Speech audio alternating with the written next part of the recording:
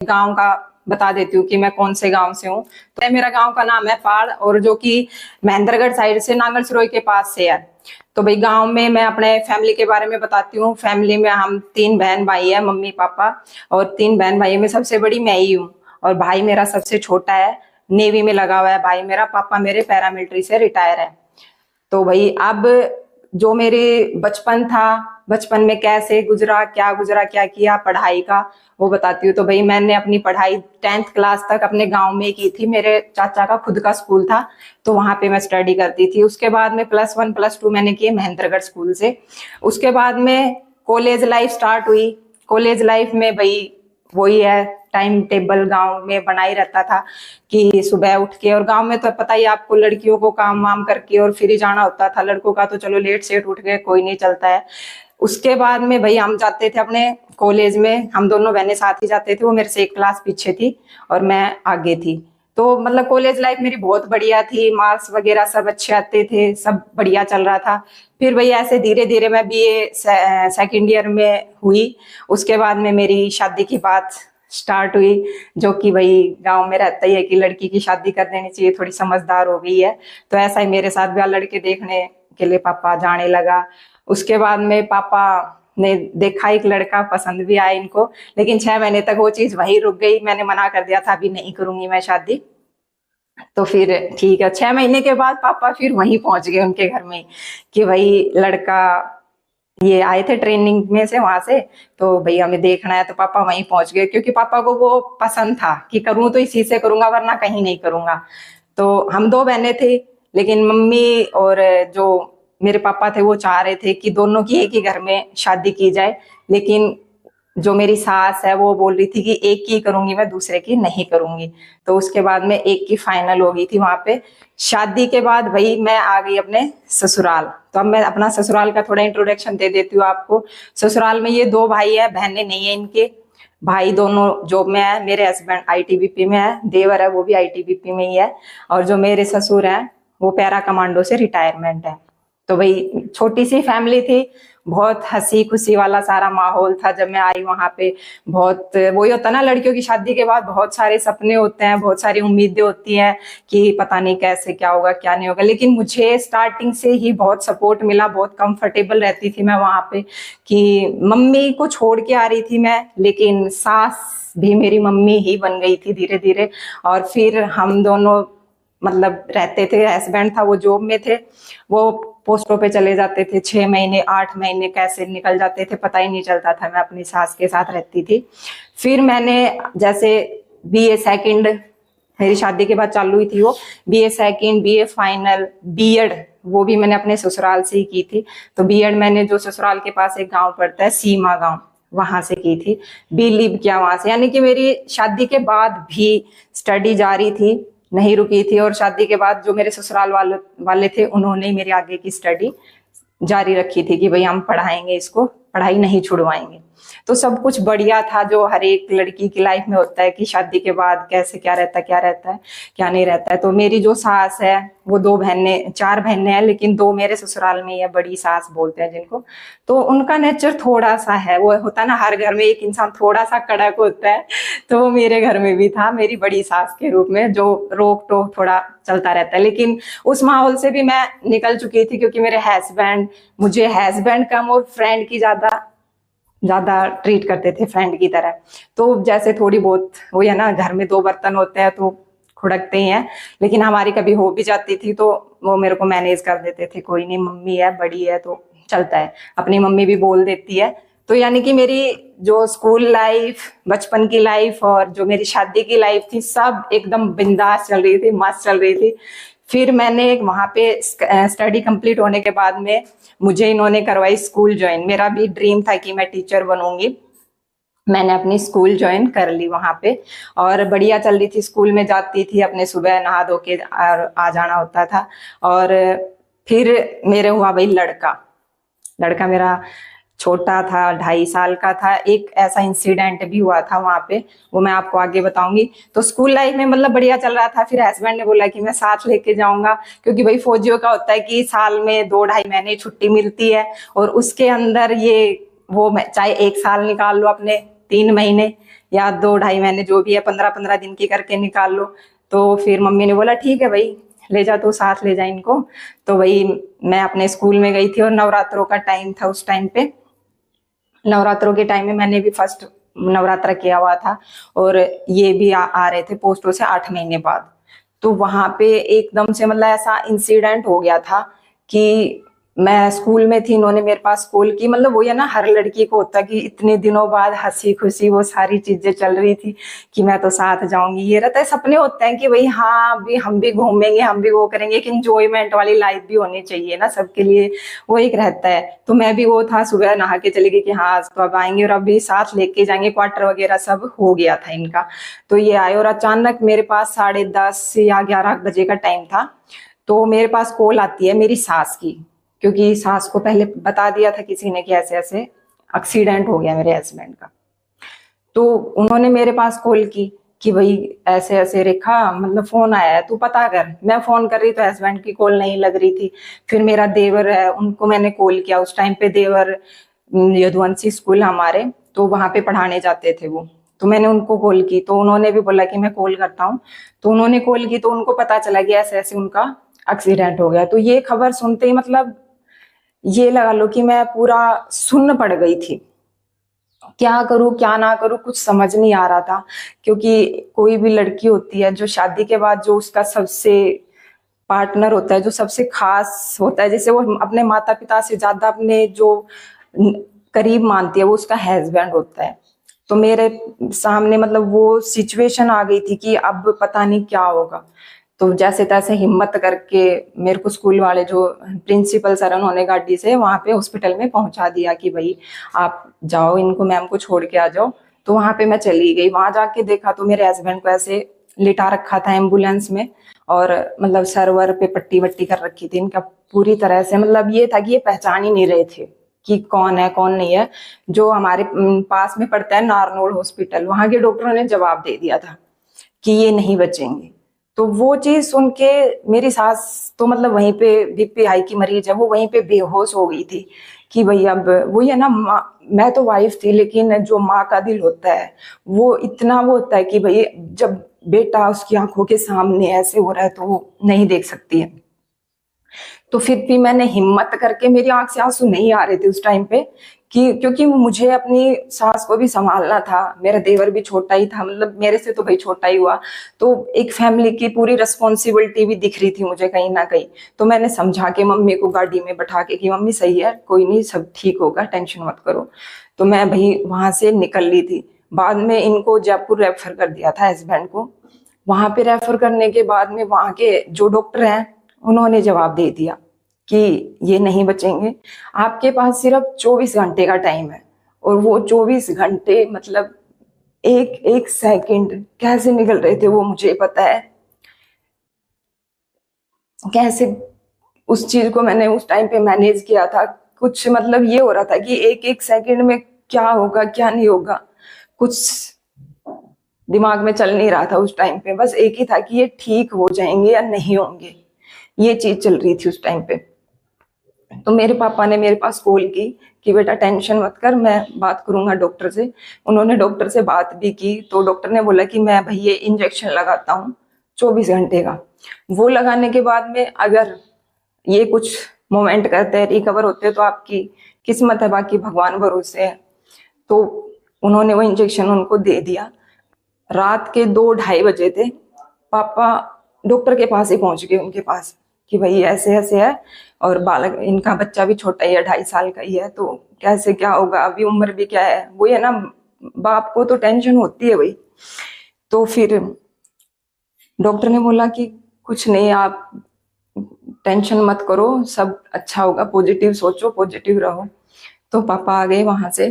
पापा ने मेरे पास कॉल की रात को ही कि बेटा टेंशन मत कर, सब सही है। तो फिर वही है ना, जब वहां पे अपने पापा की बात जब मैंने सुनी, तो कहीं ना कहीं थोड़ा सा कॉन्फिडेंस आ रहा था, थोड़ा सा मन को शांति हो रही थी कि हाँ चलो ठीक है, ठीक हो जाएंगे। लेकिन इधर ससुराल में मेरे जो मेरी सास है, उसकी तबीयत इतनी खराब हो चुकी थी, सोच सोच के कि पता नहीं क्या होगा भाई, जवान बेटा है और ऐसे ऐसे एक्सीडेंट हो गया। तो और गांव से हालचाल पूछने वालों का तो पूछो ही मत, क्योंकि जब एक्सीडेंट होता है तो वो चीज भी साथ साथ मैनेज करनी होती है। कभी कोई आ रहा है, कभी कोई आ रहा है, तो उनको भी देखना पड़ता है। तो फिर सास के पास, और उस टाइम पे है ना माइंड में बहुत सारी चीज चलती है। कोई कुछ बोलता है कि बचेगा नहीं बचेगा, उसको ये हुआ था, वो मर गया था, ये हो गया था, तो वो सारी चीजें बहुत एक अलग ही फील देती हैं उस टाइम पे। तो फिर इनका हो गया, वो थोड़ा कवर हुआ। जो इनके माइंड में लगी थी, मैन इनका था माइंड का। पैर में लगी थी चोट, वो डॉक्टर ने बोला ये सब ठीक हो जाएंगे, मैन इनके माइंड का था। डॉक्टर ने ऑपरेशन बोल दिया दिमाग का, कि इनका दिमाग का ऑपरेशन करना पड़ेगा। उस टाइम पे जब ये बात हमें पता चली तो मतलब ये था कि अब क्या है। जब मतलब वो था ना कि जब आप एक सूटकेस की तरह माइंड को खोल दिया जाता है, और वहां पे कौन से तार कहाँ पे अटैच होंगे कोई नहीं पता होता है किसी को भी, कि ये आगे क्या रहेगा। उन्होंने पहले साइन करवा लिया, हमें कोई गारंटी नहीं आगे मतलब ये सक्सेस होगा या नहीं होगा। वो चीज सबसे हार्ड थी कि सक्सेस होगा नहीं होगा। तो उस चीज में एक्सीडेंट तक ठीक था, जब वो चीज बोलते हैं ना डॉक्टर पहले ही साइन करवा लेते हैं कि बचेगा मरेगा वो हमें नहीं पता। तो उस टाइम पे वो हो गया। उन्होंने कि मेरी सास ने फिर एक ही चीज बोली थी, मुझे याद अच्छे से। सास ने बोला अगर माइंड का ऑपरेशन हो रहा है, पागल हो गया ना, बेशक इसको जहर का इंजेक्शन लगा देना। अब आप समझ सकते हो कि जहर का इंजेक्शन जब एक माँ बोल रही है तो उसने कितना सोच समझ के वो चीज बोली होगी। क्योंकि कोई भी माँ के लिए अपने बेटे को वो चीज बोलना इतना आसान नहीं होता है। मम्मी को पता था कि अगर ऐसी सिचुएशन हो गई तो इसकी लाइफ तो बिल्कुल दी एंड पॉइंट पे है, कोई वैल्यू नहीं है। कौन था क्या था कुछ समझ नहीं आ रहा था मम्मी को भी। लेकिन भगवान के सामने प्रार्थना की। उस टाइम पे नवरात्रे चल रहे थे मैंने, कि भगवान माता देख ले, अब भाई जो भी है तेरे भरोसे है। पहली बार वो मैंने एक मिरेकल जो होता है ना कि एक जादू होता है, चमत्कार होता है, वो चीज भी मैंने फील की थी उस टाइम पे। तो मैंने माता से मतलब हाथ जोड़ के कि देख लो माँ बाप जो चाहो, मतलब आपके भरोसे है गाड़ी। सबने हाथ उठा दिए हैं, लास्ट ऑप्शन आप ही हो। तो जैसे ही नवरात्रे खत्म हुए थे 9वें दिन इनको होश आ गया था। और होश आते इन्होंने मम्मी से बात की, मेरे से भी बात की। बट वहां पे एक सिचुएशन और बन गई थी हमारे साथ। डॉक्टर ने बोला था इनकी मेमोरी 6 मंथ के लिए लॉस हो चुकी है। शॉर्ट मेमोरी लॉस जिसको बोलते हैं, कि भाई कुछ टाइम के लिए इसको कुछ बातें याद आएंगी, कुछ टाइम के लिए इसको कुछ बातें याद आएंगी, सब कुछ चीजें एकदम माइंड में नहीं रहेंगी इसके। तो फिर भी एक उम्मीद जगी थी हमारे अंदर कि चलो कोई नहीं, 6 महीने दिए हैं डॉक्टर ने, 6 महीने में हम अपनी पूरी कोशिश करेंगे कि वो सारी चीजें हम कवर कर पाए, इनको पीछे की जितनी बातें याद दिला पाए करेंगे हम। इनको घर ले आए। घर लाने के बाद में डॉक्टर ने खास ये चीज बोला था कि इनको, इनका जो भी यहाँ पे रहते हैं इनको पूरा हाइजीन रखना था। कोई भी इनके कमरे में ज्यादा अलाउ नहीं था। पर्सन जो भी जा रहा है मास्क वास्क लगा के कमरे में 3-4 बार पोछे वोचे लगाने हैं, जो भी करने हैं सब कुछ साफ सफाई से रहना चाहिए था। तो उस टाइम पे मेरी तो स्कूल का तो भूल ही जाओ, मैंने स्कूल वूल सब छोड़ दिया था। मेरा ध्यान सिर्फ अपने हस्बैंड पे था कि अगर ये है तो मैं हूँ, ये नहीं है तो मैं नहीं हूँ। मेरी लाइफ का सिर्फ एक एम बन गया था कि मुझे कैसे भी करके इसको ठीक करना है, पहले जैसे करना है। तो इनके रात में भी, क्योंकि इनको तो होश था नहीं, रात में 2-2 ढाई-ढाई बजे तक उठ के खाना मांगते थे। मैं दिन में ही सारा काम वाम फटाफट करके फ्रूट छील बील के फ्रीज में रख देती थी कि जैसे ही रात होगी इनको देने पड़ेंगे वो सब। दिन में पोछा लगाना, रूम को पूरा क्लियर रखना होता था। कितनी बार इनको मुझे वॉश करवाना होता था, नहलाने की परमिशन नहीं थी, कपड़ा सा जो टिश्यू दे रखा था उन्हीं से इनको कवर करना होता था। तो वो सारी चीजें मैं करवाती थी। एक तरह से मतलब ये लगा लो कि जो होता ना कि एक नर्स होती है, नर्स का जो काम होता है कि इनको सुबह उठ के खाना खिलाना है, जूस पिलाना है, इनको जो पोटी वोटी कराना है, एक बच्चे की तरह मतलब इनको पूरा ट्रीट करना था मुझे, जैसे छोटा बच्चा होता है ना। और भाई सही बताऊं तो मैं इतनी वो इस चीज में परफेक्ट नहीं थी। वही होता है ना जिस इंसान पे बीतती है तब पता चलता है कि क्या रियलिटी है क्या नहीं है। अब बोल देते हैं कि भाई पत्नी है तो वो चीज ये कर सकती है, लेकिन सच बताऊं जब मैंने इनको पहली बार पोटी कराया था तो वो चीज मुझे इतना था, मुझे कुछ टाइम क्या कुछ महीनों के लिए मुझे मेरी भूख बंद हो गई थी। नहीं होता है आसान, क्योंकि ना मेरा वो प्रोफेशन होता है ना कुछ होता है। कहने को बहुत चीजें आसान लगती है कि ये वाइफ है, ये माँ है, ये कर लेगी, बट जब इंसान उस दौर से गुजरता है ना, तब उसको रियलाइज होती है वो सारी चीजें कि कितनी मुश्किल होती है, कितना उसने उस चीज को सहन किया है। तो वो सारी चीजें मैंने की हैं, लेकिन फिर भगवान की दया से सारी चीजें कवर हो चुकी थी। और मेरे हस्बैंड को धीरे धीरे वो सारी चीजें याद दिला रहे थे हम ये, बट इनका ये था, ये किसी को नहीं पहचान रहे थे, ना मेरी सास को, ना मुझे, ना मेरे बेटे को। तो बट कहीं ना कहीं थोड़ी खुशी थी कि वो चीज होगी, कवर होगी। मैं इनको खाना खिलाने जाती, मैं सोचती आज तो पहचानेगा मुझे, आज तो बोलेगा कि रेखा तू ठीक है। ये सारी चीजें मतलब मैं इमेजिन कर ही नहीं सकती हूँ कि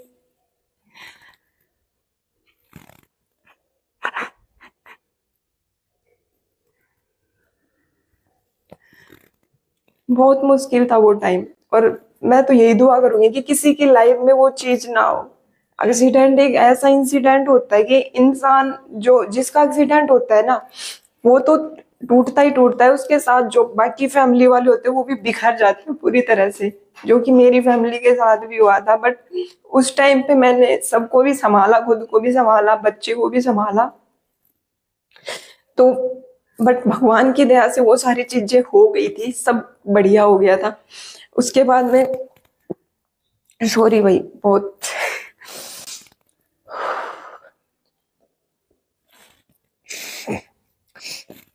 सॉरी।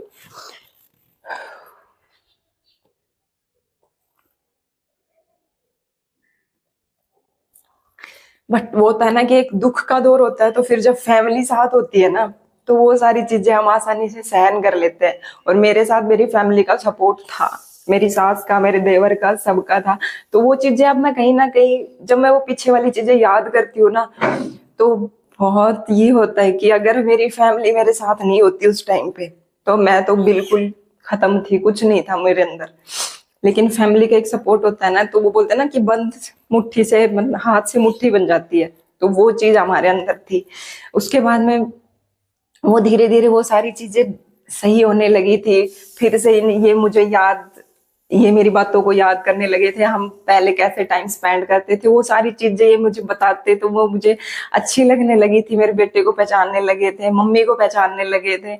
फिर माइंड का ये मतलब ठीक से कवर होने में इन्होंने 6 महीने से ज्यादा यानी 1 साल लगा दिया था, प्रॉपर तरीके से उन चीजों को रिमाइंड करने में कि हाँ अब सारी चीजें नॉर्मल है, सारी बढ़िया है। फिर मैं इनके साथ चली गई थी, ये मुझे साथ लेके चले गए थे। तो उस टाइम पे हम गए थे हिमाचल में। तो वहां पे मैं इनके साथ ही चली गई थी। लेकिन उस टाइम पे क्या था कि जैसे इनको कैटेगरी दे दी थी, तो मतलब जो ड्यूटी का था, बट ज्यादा हार्ड ड्यूटी नहीं थी इसकी उस टाइम पे। तो नॉर्मल था, घर में ही रहते थे हम। तो उस टाइम पे मैं फिर फोन वोन में थोड़ा होता ही है टाइम स्पेंड, क्योंकि फैमिली से जब दूर जाते हैं तो इतना तो वहां पे काम होता ही नहीं है, नॉर्मल रहता है, तो फटाफट काम वाम किया। मेरा बेटा उस टाइम पे स्कूल में भी नहीं जाने लगा था, तो बस उसी को संभालना, हस्बैंड को देखना। तो कुछ टाइम हमने बहुत अच्छे से अपना स्पेंड भी किया था, बहुत एंजॉय किया था।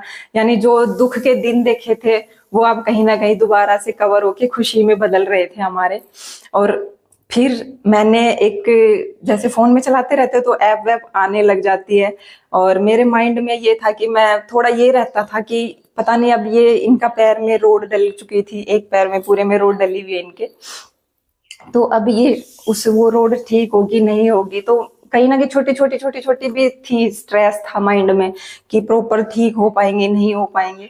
तो फिर वो इनको ठीक करते करते वो चीज मुझ पे हावी हो रही थी, यानी मैं स्ट्रेस में आने लगी थी उस टाइम पे। फिर मैं इनको तो ठीक कर रही थी एक साइड में, बट कहीं ना कहीं दूसरी साइड में मैं मेंटलिटी खुद वीक हो रही थी, खुद मैं स्ट्रेस में आ रही थी। क्योंकि मेरा ये था, मैं किसी से अपने दिल की बात शेयर नहीं करती थी, जो था दिल के अंदर था। क्योंकि जिसके साथ शेयर करती थी वो तो कुछ समझने के काबिल ही नहीं था, कुछ सोचने के उसके काबिलियत खत्म हो चुकी थी। तो फिर मैं जब स्ट्रेस में आ रही थी, तो धीरे धीरे फिर मैंने ये ऐप वैप ये देखी। उस टाइम पे एक लाइकी ऐप स्टार्ट थी, हम वीडियोस वगैरह देखते थे दोनों मिलके कि हाँ ये चल रहा है ये चल रहा है। तो सही था, ऐसे ही देखते थे, नॉर्मल देखते ही रहता है फोन में, तो क्या चल रहा है क्या नहीं चल रहा है हम भी देखते थे।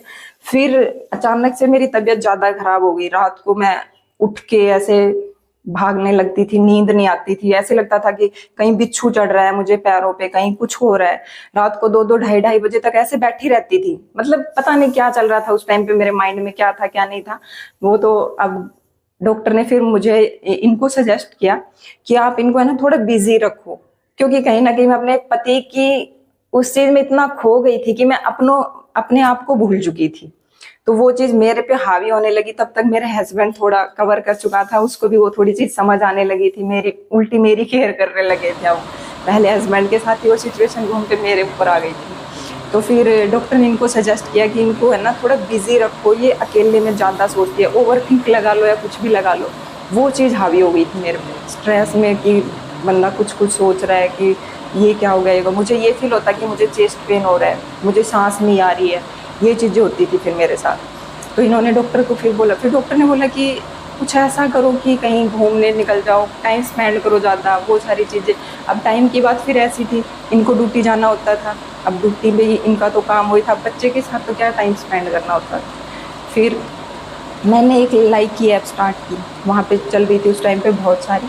तब मैंने वो डाउनलोड की, फिर मैंने अपने हस्बैंड को दिखाया कि ऐसे ऐसे ये है, इस पर वीडियो बनाते हैं। तो हस्बैंड ने उस टाइम पे बोला हाँ ठीक है, देख ले, तू भी बना के देख ले, टाइम पास हो जाएगा तेरा। मतलब इस चीज़ में सोशल मीडिया पे आने का मेरा कुछ था ही नहीं। ये लगा लो कि उस टाइम पे मैं बिजी रहने के चक्कर में उस चीज़ में घुसी थी। तो फिर उस पर मैंने लाइक किया, फिर लाइव आते थे, लाइव आने लगी, वीडियो बनाने लगी। फिर धीरे धीरे थोड़ा इंटरेस्ट बढ़ा और इंटरेस्ट बढ़ा, फिर वहाँ पे अर्निंग होने लगी। मतलब जब अर्निंग होती है ना, बंदे का माइंड अपने आप ही सेट हो जाता है, अच्छा यहाँ से तो पैसे आ रहे हैं। तो फिर वो चीज़ मेरे साथ भी हुई। तो मेरी वहाँ पे फर्स्ट पेमेंट 6-7 हज़ार, ज़्यादा तो नहीं, 6-7 हज़ार आई थी मेरी फर्स्ट में। फिर मैंने हस्बैंड को दिखाया कि यहाँ पे अर्निंग हो रही है। तो फिर हस्बैंड ने बोला हाँ ये तो है। तो मैं उस चीज़ में, क्योंकि फिर तो टाइम ही था, फटाफट से काम वाम करो, और मैं उसमें लग जाती वीडियोस बनाने, फिर लाइव आने। लाइव में वहाँ पे क्या होता है, गिफ्ट्स के थ्रू अर्निंग होती है, गिफ्ट्स भी देते थे जो आपके फ्रेंड्स हैं, जो आपको पसंद कर रहे हैं वहाँ पे। तो वो चीज़ फिर मेरे साथ हुई थी, तो पेमेंट आने लगी, वो चस्का हो गया। फिर वही 1-1.5 साल मैंने चलाई वो वाली लाइक की है, फिर वो हो गई बंद। बंद होते ही फिर होता है ना, बंदे को एक बार इस चीज़ का चस्का बढ़ जाता है, तो फिर दोबारा से वो चीज़ सोचता है कि अब क्या किया जाए, अब टाइम पास फिर नहीं हो रहा था। तो फिर इन्होंने मेरे से बोला कि एक और आ रखी है, इंस्टा पे आ रखा है, इंस्टाग्राम है, उस पर भी ऐसे रील्स वील्स बनाते हैं। और फेसबुक था, फेसबुक तो मैंने चलाती थी नॉर्मल, उस पर भी डालती थी, लाइक ऐप से मैं वहां पे भी डालती थी रील्स को। तो वो तो था ही था मेरा फेसबुक का। इंस्टा पे आई, फिर मैंने इंस्टा का किया था 2018 में, ये वाला डाउनलोड कर लिया था मैंने इंस्टाग्राम। लेकिन मैं एक्टिव यहाँ पे जब दिल्ली हमारी पोस्टिंग हुई, यानी कि 2 साल बाद, 2018 से 2 साल बाद, यानी 2020 के समथिंग मैं एक्टिव हुई हूँ। उसके बाद में मैं इस पे प्रॉपर रेगुलर रील्स डालने लगी थी। यहाँ पे फिर मेरी अर्निंग होने लगी। इंस्टाग्राम पे तो आपको पता ही है, अर्निंग का वैसे कोई ऑप्शन नहीं है, यहाँ पे आपकी अर्निंग होगी सिर्फ प्रमोशन के थ्रू। तो वहाँ पे मुझे फिर प्रमोशन आने लगे थे, तो उससे मेरी अच्छी खासी मतलब पेमेंट आने लगी थी। और वहाँ पे वही है ना, लेडीज चाहे और कुछ करे ना करे, अपना खुद का खर्चा निकल रहा था ना, वो भी एक बात होती है। चाहे लड़की का आजकल ये कि सिर्फ कमाए 5 रुपए, कमाने बहुत जरूरी होता है। खुद का सेल्फ डिपेंड लगा लो, कुछ लगा लो, वो एक अलग होता है कि सेल्फ डिपेंड है। ये नहीं है कि भाई ये हस्बैंड की कमाई पे है या उस पे है। तो वो चीज थी कि कमाओ जरूरी। मेरा ये सबसे आपसे भी कहना है कि अगर आप लाइफ में कुछ भी नहीं कर रहे हैं ना, तो करना जरूर चाहिए। चाहे आप कुछ भी करो, स्टिचिंग करो या फिर डांस क्लास करो, कुछ भी करो, क्योंकि लड़कियों में ना टैलेंट की कमी नहीं है, बहुत बहुत टैलेंट भरा है, बस उनको थोड़े सपोर्ट की जरूरत है। और जितनी भी फैमिली देख रही है, पेरेंट्स देख रहे हैं ना, तो मैं उनसे ये भी कहूंगी कि आप अपने जो लड़की है या अपनी बहू है, बेटी है, जो भी है, उनको आप सपोर्ट कीजिए। अगर आप थोड़ा सपोर्ट करोगे ना, आप खुद देखोगे कि वो किस जगह तक जा सकती है, कितना कुछ कर सकती है। जरूरी नहीं है कि हर लड़की गलत वे में करे, अच्छे वे में कर रही है वो, बट उनको फिर भी सपोर्ट नहीं मिल रहा है। तो आप भी वो चीज ट्राई कर सकते हो, थोड़ा सपोर्ट उनको कर सकते हो। सबका अपना अपना इंटरेस्ट होता है। अब कोई सोशल मीडिया में इंटरेस्ट ले रहा है, कोई स्टडी में ले रहा है, कोई जैसे कि सर्विस में अलग, बैंक वैंक में कर रहा है, या कोई टीचिंग में ले रहा है। तो सबका इंटरेस्ट अलग अलग होता है। ऐसा मत करो कि नहीं आपको यही चीज करनी है, आपको टीचिंग ही करानी है, क्योंकि भाई किसी का कोई पक्का नहीं होता है। मैंने भी नहीं सोचा था इसमें आने के लिए। मैं तो स्टडी करवा रही थी अच्छे से, टीचिंग लाइन में थी, बढ़िया स्टडी। ये भी नहीं है कि हमारी फैमिली में सब वेल एजुकेटेड है। तो एक जो कॉमन आता रहता है कमेंट्स में, मैं वो चीज भी आपको बताना चाहूंगी उसमें मेरे जो कमेंट्स है उसमें एक चीज बोलते हैं, इसके तो हस्बैंड का खून का पानी हो चुका है और ये तो नचनिया है, इसका तो कैरेक्टर लेस है, इसको तो मतलब कोई समझ ही नहीं है, इसकी फैमिली मतलब वो संस्कार ही नहीं है इसको, जो इस चीज में घुस रही है, पैसों के लिए कर रहे हैं ये सारी चीज। तो वो चीज नहीं होती है, वो एक अलग होती है, सबकी अपनी अपनी सोच होती है। अगर आप, मैंने अभी जो बताया मेरे बैकग्राउंड को देखोगे तो सारी चीजें वेल एजुकेटेड है, सारे अपनी सर्विस पे है, सेटल है, सारी चीजें फिक्स है। पैसे की तो ये लगा लो कि कोई नीड ही नहीं होती है, बट एक होता है खुद की खुशी, खुद का इंटरेस्ट। तो वो चीज थी, मुझे वो करना था कि मुझे अपना दिखाना है कि मैं कुछ हूँ, मुझे ये चीज में आगे जाना है, मेरा इंटरेस्ट है इसमें, मैं कुछ कर सकती हूँ। एक अपनी, भले ही मैंने अपनी पहचान छोटी बनाई है बट मेरी खुद की पहचान है, लोग मुझे पहचान रहे हैं। तो वो चीज एक होती है कि अगर आप बड़ा ना करके अगर छोटी सी भी कोशिश कर रहे हो ना, तो वो एक बहुत अच्छा इफेक्ट डालती है। आप खुद उस चीज से इतना पॉजिटिव फील्स करोगे कि हाँ मुझे देख के लोग मोटिवेट भी हो रहे हैं। और अगर आप देखोगे, ऐसा नहीं है कि मैं वही कैरेक्टर लेस हो गया कुछ हो गया, अगर आप मेरी रील्स में जाके देखोगे तो मैं मोस्टली अपने जो ये है ट्रेडिशनल लुक इसी में रील्स डालती हूँ। ऐसा नहीं है कि मैंने शॉर्ट्स कपड़े डाले या कुछ डाले, तो मुझे नहीं लगता कि हम कल्चर से हट के कोई चीज कर रहे हैं, कुछ कर रहे हैं। तो जो चीज सही है तो आप उसको सही गाइड कीजिए। ऐसा नहीं कि हर एक को आप एक ही तराजू में तोल रहे हो कि ये गलत है, सोशल मीडिया पे जो आ गया तो वो गलती होगा, ऐसा नहीं होता है। तो पहली बार मैं तब बिखरी थी जब मेरे हस्बैंड का हुआ था एक्सीडेंट। सेकंड बार जब मैं फिर थोड़ा खुद को संभाल चुकी थी, ऊपर उठने के लिए बढ़ी थी, तो फिर मेरे पापा एक्सपायर हो गए थे। और वहां पे मैं फिर से टूट गई थी कि अब क्या होगा। और हमारे घर में सबसे बड़ी मैं ही थी और मेरा भाई छोटा था। तो एक होता है ना कि बड़े के ऊपर रिस्पॉन्सिबिलिटी आई जाती है ना चाहते हुए भी। बेशक मैं शादीशुदा थी, लेकिन मेरा मन यही था कि अब उधर क्या होगा। और वो अभी भी चलती रहती है वो चीज कि भाई मेरा छोटा है, कैसे क्या करेंगे क्या नहीं करेंगे। लेकिन कैसे भी मेरे हस्बैंड ने उस टाइम पे मुझे फुल सपोर्ट किया, क्योंकि मेरे हस्बैंड भी मुझे समझ चुके थे। वो होता ना, शादी के इतने साल तक जब हम पार्टनर को हस्बैंड वाइफ ना समझ कर जब दोस्त की तरह ट्रीट करने लग जाते हैं ना, तो वो आपको इतने अच्छे से समझ जाता है, आपकी हर एक चीज को, आपकी हर एक फीलिंग को। वो चीज मेरे साथ हुई थी। तो मैं उस टाइम पे उन्होंने मुझे इतने अच्छे से संभाल लिया था कि मैं फिर से उस स्ट्रेस वाली लाइफ में नहीं गई। लेकिन मेरे साथ वो इंसिडेंट हुआ था, मैंने एक जो होता है ना सपोर्ट, बेटी के लिए जो बाप का सपोर्ट होता है, कोई भी फैमिली लगा लो, हर एक फैमिली में माँ बाप का जो सपोर्ट होता है वो लगा लो कि भगवान का आशीर्वाद ही होता है। तो मैंने एक भगवान का आशीर्वाद खो दिया था अपना। मम्मी मम्मी है अब मेरी, लेकिन ये है कि अब सबको हस्बैंड साथ है, मैं साथ हूँ, तो सारी चीजें बिल्कुल नॉर्मल है, सारी चीजें बढ़िया है। अब तक की मेरी जो जर्नी थी इतनी आसान नहीं थी, किसी की भी लाइफ इतनी